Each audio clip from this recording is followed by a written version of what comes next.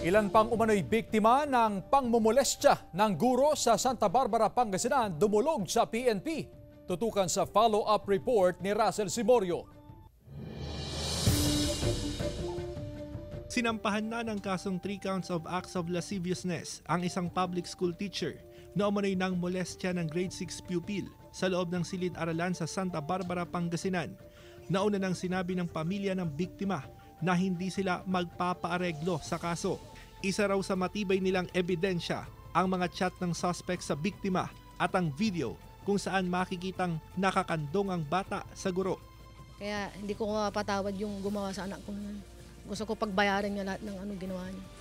Harapin niya na lang po kung ano yung kasong sinampa ko sa kanya. Kaya para hindi niya nagawin sa ibang mga bata. Ibinunyag din ng pulisya na may iba pang biktima ng pangmomolestya ng guro ang nakikipag-ugnayan sa kanila.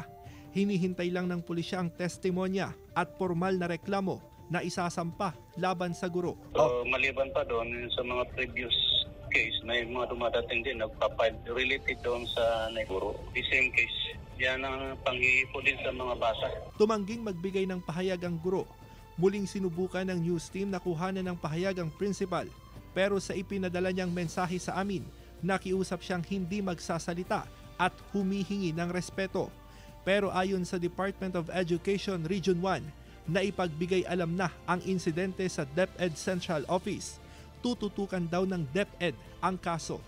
Still, we will conduct pa rin ang inquiry o investigation kasi dadaan naman po ito sa due process, also to give an opportunity sa panig po naman ni teacher na idepensa yung sarili po niya. Kasama si Henry Domencil, Russell Simorio, One North Central Luzon.